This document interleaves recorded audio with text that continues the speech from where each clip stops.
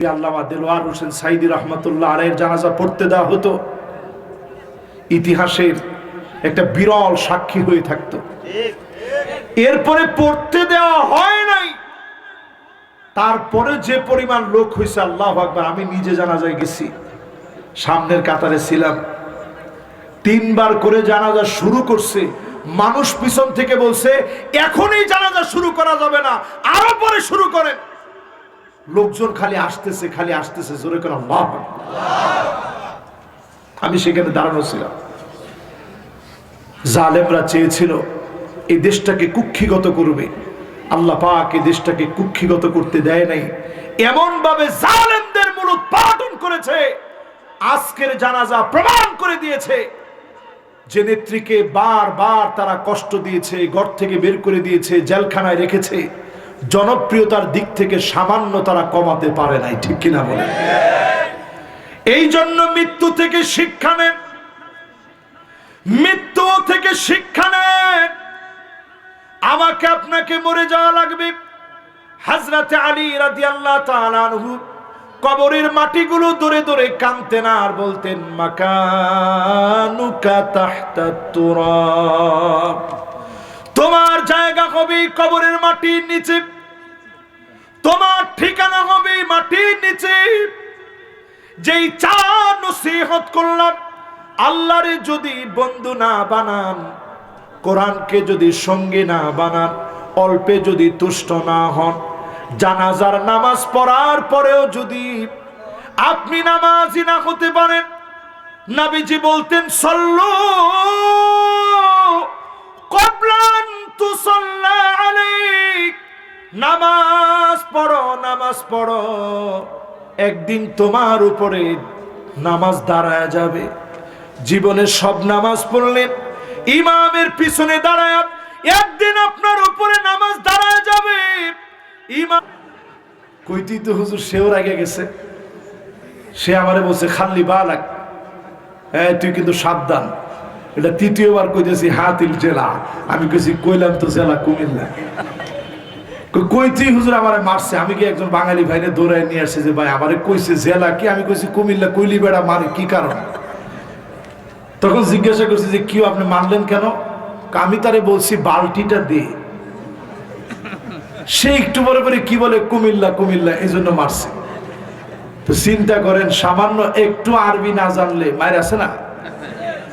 আর এই দুনিয়া শুধু না, আখিরাতের গোটা জীবন আল্লাহ পাক যেই ভাষাকে সম্মানিত বানালেন, কোরআনের এই ভাষা, কোরআনের ভাষা চর্চা করা, কোরআনকে শেখার জন্য চেষ্টা করা, সামান্য চেষ্টা যদি আপনি করেন, এই সহজ কোরআনুল কারীমকে যিনি শিখায় দিবেন তিনি কে?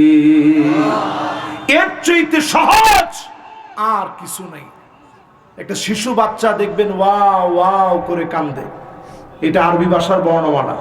সে ক খ বলে কান্দে না, সে ABCD বলে কাঁদে না, সে বলে ওয়াও ওয়াও করে কান্দে। এটা কোন ভাষার বর্ণমালা?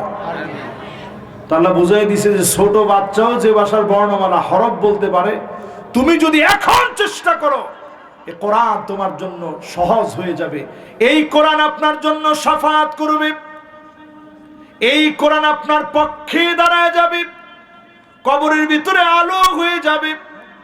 এই কোরআন শেখার জন্য যদি আজকে রাত্রে সিদ্ধান্ত নেন, যদি সময় নাও পান, এখনই যদি আপনার মওত হয়ে যায়, হতে পারে কোরআনের বরকতে যিনি মাফ করে দিতে পারেন তিনি কে? নবীজির কাছে একজন সাহাবী আসছে, বয়স 85 থেকে 90। এখানে যারা বসছেন একজন লোক 85 থেকে 90 এর থাকার কথা না। আছেন কেউ? দেখি কেউ থাকলে একটু হাতটা উঠান তো দেখি যে হুজুর আমার বয়স 90 হয়েছে। একটা লোক নাই, তাহলে বুঝেন আপনি। এইরকম একটা লোক নবীজির কাছে এসে বলতেছে ইয়া রাসূলুল্লাহ আকরিনি মিনাল কোরআন, আপনি কোরআন থেকে কিছু একটা আমারে পড়ায় দেন। নবীজি বললেন ঠিক আছে পড়েন। আলিফ লাম রা,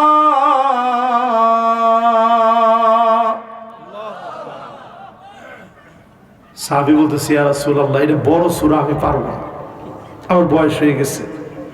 দেখেন নবীজির কিরকম ধৈর্য, বললেন ঠিক আছে তাহলে পড়েন। হামিম।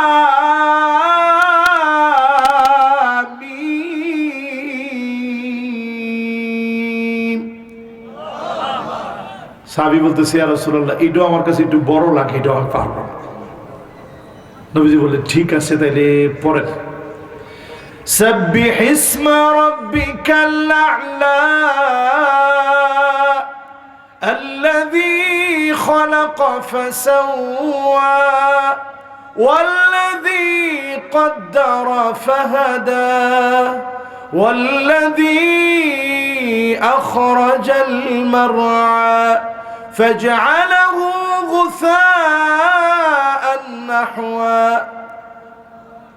সাহাবী বলতেছে ইয়া রাসূলুল্লাহ এটাও আমার কাছে কঠিন লাগে, এটাও আমি পারবো না। আমরা হুজুর রইলে কইতাম যে এতদিন কি করছেন। নবীজি একটু রাগ করে নাই, কইছে ঠিক আছে তাহলে পড়েন। ইযা যুলজিলাতিল আরদু জিলজালাহা ওয়া আখরাজাতিল আরদু আথকালাহা ওয়া ক্বালাল ইনসানু মা লাহা يومئذ تحدث أخبارها بأن ربك أوحى لها يومئذ يصدر الناس أشتاتا ليروا أعمالهم فمن يعمل مثقال ذرة خيرا يره ومن يعمل مثقال ذرة شرا يره। ইদ্দুর যখন নবীজি পড়ায় দিলেন, সাহাবী বলতেছে নবী এইটা আবার আমার কাছে সহজ লাগতেছে, আমি মুখস্থ করা শুরু করলাম। জোরে করে আল্লাহু আকবার। মুখস্থ করে নবীজিকে বললেন লা জিদু আলাইহা আবাদা, আমি সূরার উপরে আমল করব, আল্লাহকে ভয় পেয়ে ছোট ছোট গুনাহ থেকে বেঁচে থাকব, বড় বড় গুনাহ থেকে বাঁচব। নবীজি বলেন তোমরা যদি কেউ জান্নাতে কোনো লোক দেখতে চাও, এই লোকটার দিকে তাকাও।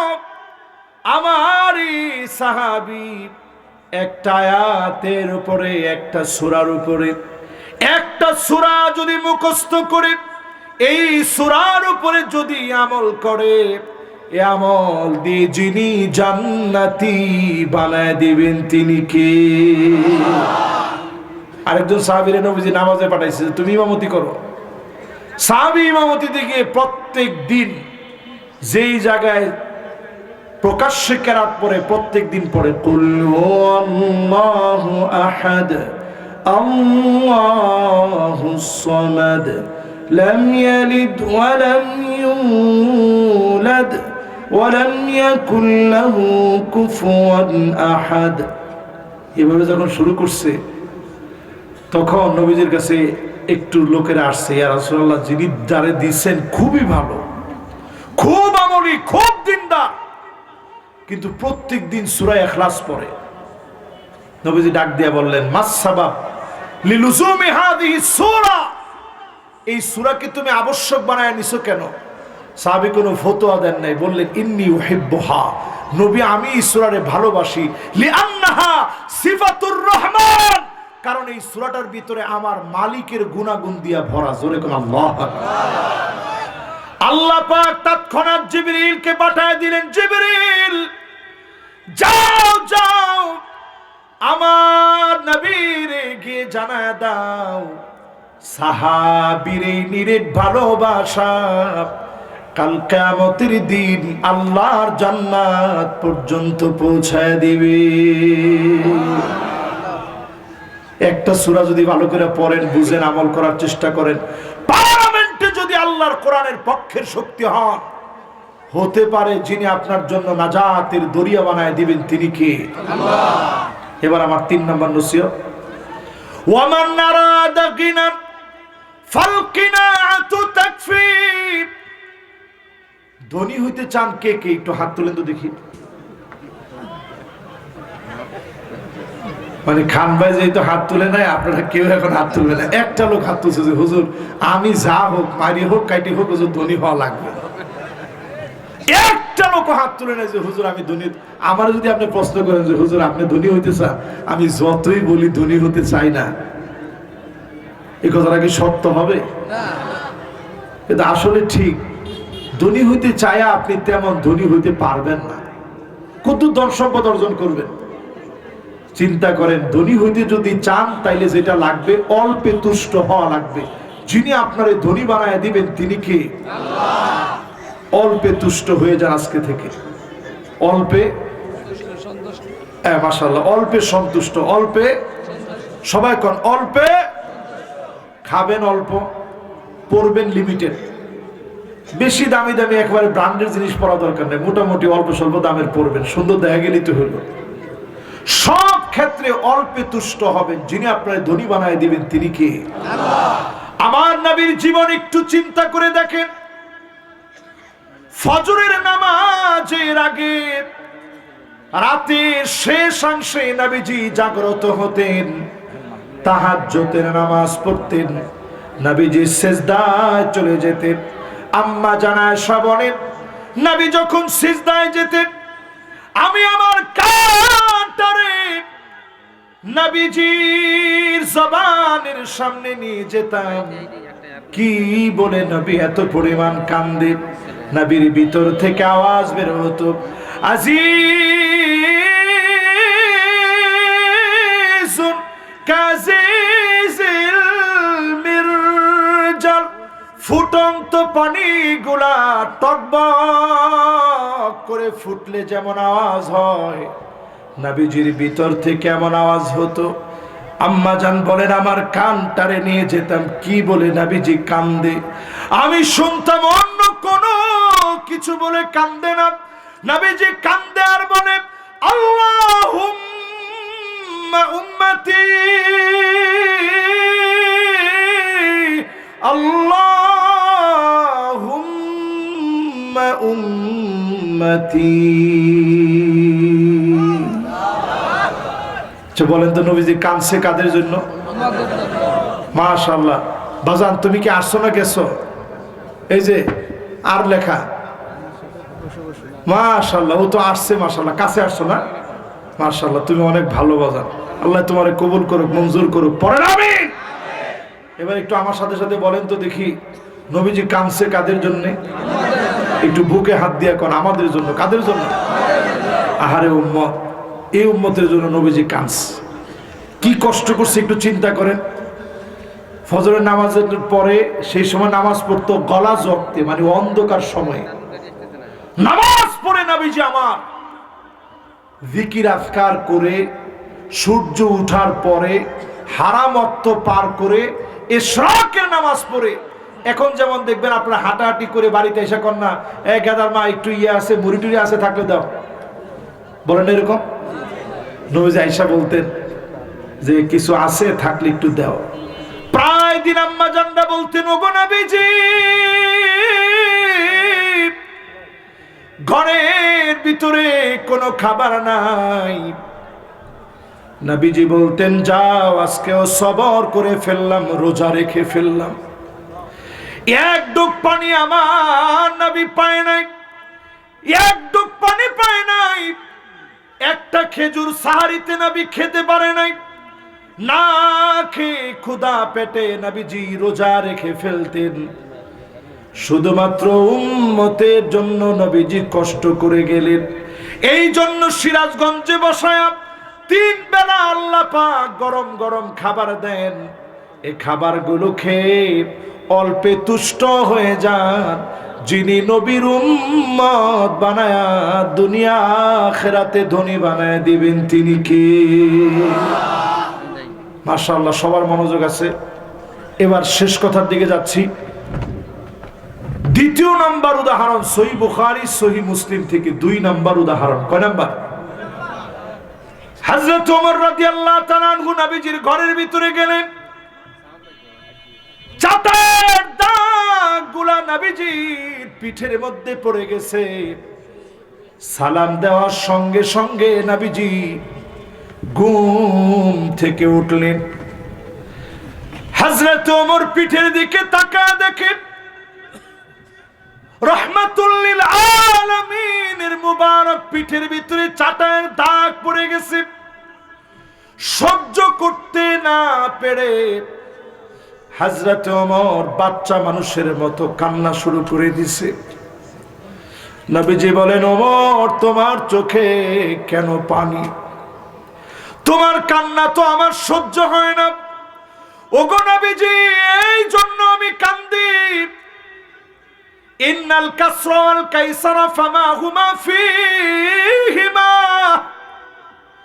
রোম পারস্যের সম্রাটদের কি এমন আছে, কি এমন আছে তাদের কাছে, তারা এত সুখ এত শান্তি করে, আপনি কেন এত কষ্ট করেন?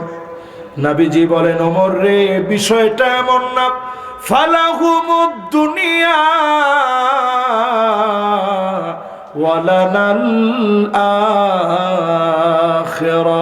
তাদের জন্য শুধুমাত্র দুনিয়া, আমাদেরকে যিনি দুনিয়াও দিবেন আখিরাতও দিবেন তিনি কে? অল্পে রাসূল বড় তুষ্ট ছিলেন। নবীর উম্মত অল্পে তুষ্ট হন, যিনি ধনী বানায় দিবেন তিনি কে? আল্লাহ। 3 নাম্বার শেষ। 4 নাম্বার নসিহতটা আমার শেষ নসিহত। হযরত আলী রাদিয়াল্লাহু তাআলা আনহু বলেন, ওয়ামান আরাদাল ওয়া'যা ফাল মাউতু ইয়াকফি। তুমি যদি ওয়াজ শুনে জীবনকে পরিবর্তন করতে চাও, তাহলে তুমি মৃত্যু থেকে শিক্ষা নিয়ে নাও। আজকেও বাংলাদেশে একটা জানাজা হয়েছে, ইতিহাসের সাক্ষী হওয়ার মতো একটা জানাজা। আমাদের 3 প্রধানমন্ত্রী ছিলেন দেশনেত্রী বেগম খালেদা জিয়া মরহুমা, যিনি দুনিয়া থেকে চলে গেলেন। আল্লাহ ওনার জিন্দেগীর সমস্ত সাইয়াত গুলা মাফ করে দিক, পড়েন আমিন। হাসানাত গুলা আল্লাহ কবুল করে নিক, পড়েন আমিন। ওনার সঙ্গে যারা ছিলেন, একটা ছবি এখন দেখবেন ফেসবুকে ভাইরাল, ওনার সঙ্গে যারা ছিলেন, আল্লামা দিলওয়ার হোসেন সাইদি রহমতুল্লাহ আলাইহি শহীদ, উনি দুনিয়া থেকে চলে গেলেন। চলে গেলেন মাওলানা মতিউর রহমান নিজামী রহমতুল্লাহ আলাইহি, চলে গেলেন আলী হাসান মুজাহিদ রহমতুল্লাহ আলাইহি, চলে গেলেন আব্দুল কাদের মোল্লা রহমতুল্লাহ আলাইহি, চলে গেলেন মীর কাসেম আলী রহমতুল্লাহ আলাইহি। এরকম যারা বসা ছিলেন সবাই চলে গেছে। চলে গেলেন মরহুম শহীদ কামরুজ্জামান রহমতুল্লাহ আলাইহি, সাথে সবাই চলে গেছেন। এই সব চলে যাওয়ার পিছনে একটু মিলায় দেখেন, জালেমেরা ফাঁসির মঞ্চে নিয়েছে, জানাজার নামাজ